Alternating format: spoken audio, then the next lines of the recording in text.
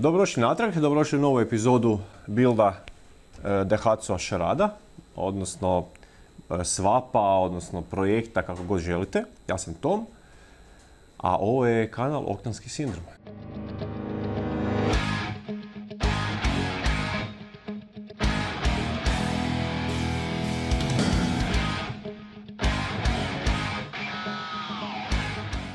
Dakle, ako niste gledali prijašnju epizodu, pogledajte tu gore.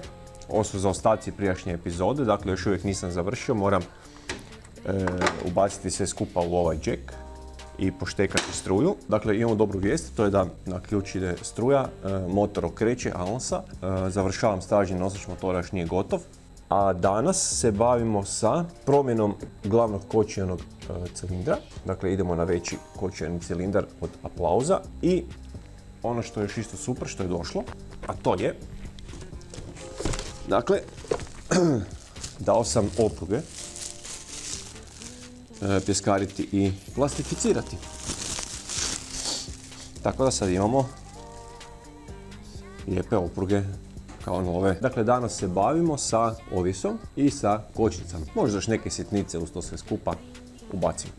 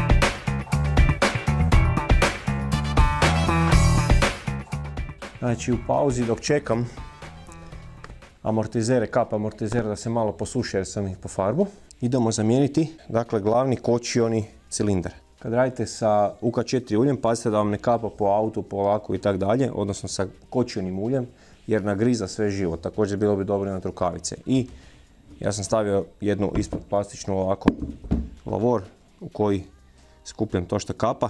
Ovaj glavni kočioni cilindar je 13/16.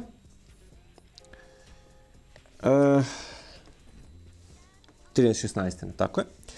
Dok je moj kočioni cilindar u autu 3/4. Prema tome, veći cilindar, nadamo se da će dati i veću snagu kočenja. Pa idemo ga zamijeniti. Dakle, kako se skida? Glavni kočioni iznutra, ispod armature, ispod kočione pedale, ima svoja 4 šarafa, ključ 12, od šarafe se ova tu 3 voda, poji se struja i on može van.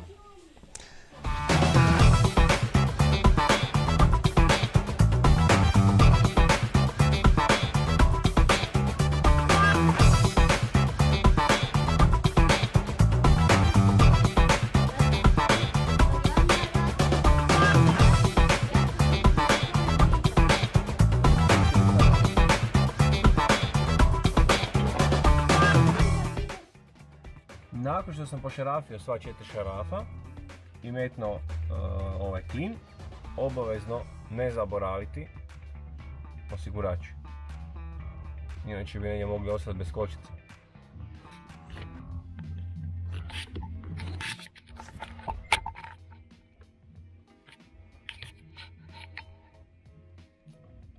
Lightonzi baš ne odgovaraju 100%, tako da će ih trebati malo uvjeriti, ali oni ne bi smjeli biti problematični. Mi se daju dosta dobro savijati. Bitno je samo da dođu na pravo mjesto. Ali zato ima toliko puno gova. Pa nema puno, ima samo 3. Samo 3?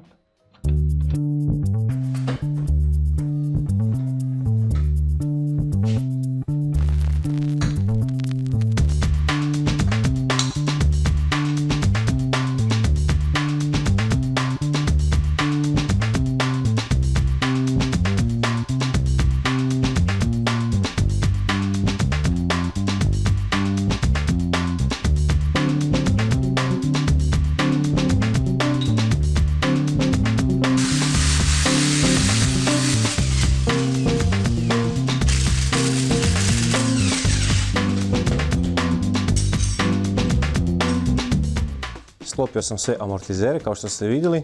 Kakvi će biti ne znam, vidjet ćemo. U planu je u dogledno vrijeme neke možda gevinde složiti na auto, ali o tom potom za te auto je jako teško naći. Nešto sam našao, ali jako je skupo. Vidjet ćemo. Vidjet ćemo. Ne znam šta bi rekao. Glavni kočion je unutra. Još je treba to zračiti kočnice. I mislim da će to biti za ovu epizodu sasvim dovoljno. Rastavio sam ovaj dva diska. Ono što ću još dodatno zamijeniti jesu čeljusti. Možda su čeljusti od Applausa nešto drugačije. Ovo je obični disk, a ovo su samo ventilirajući diskovi. I prije montaže obavezno očistiti dosjed.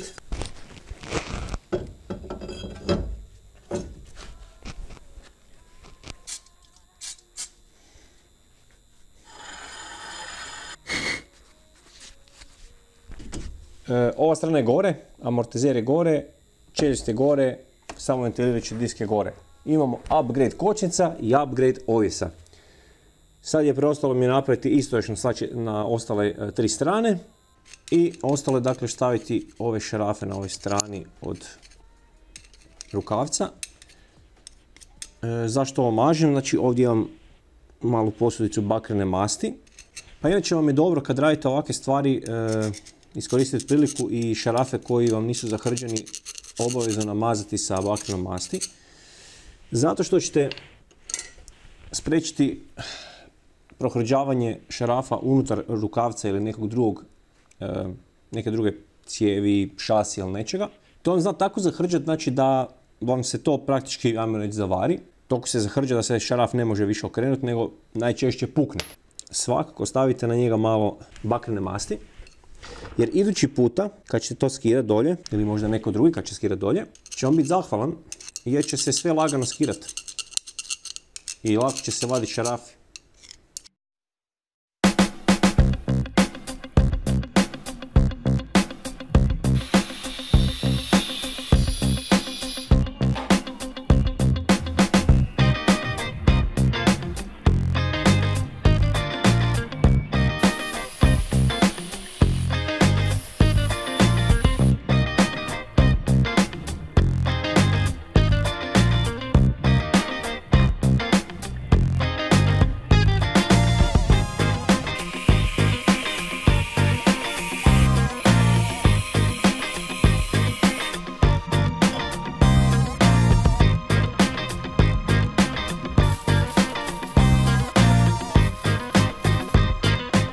Evo ekipa, došli smo do kraja ove epizode.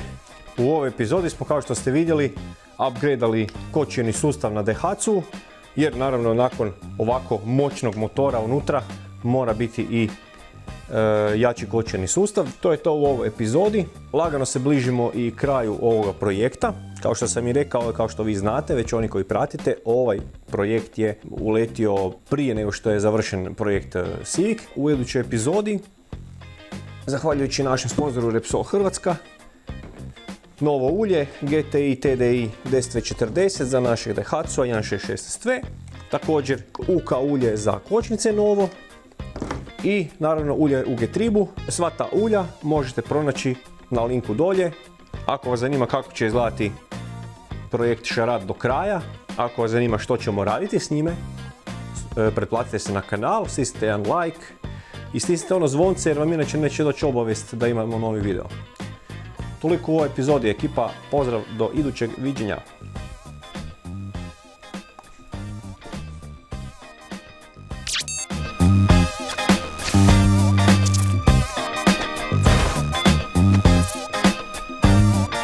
Bog ekipa, znači ove video je samo da ih hacam i imamo nove opruge, čekajte.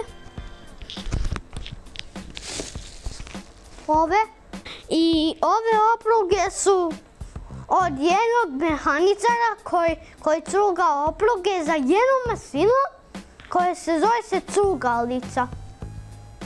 Onda je on zavario u toksice i onda mi stavimo na auto. Pa hajmo početi.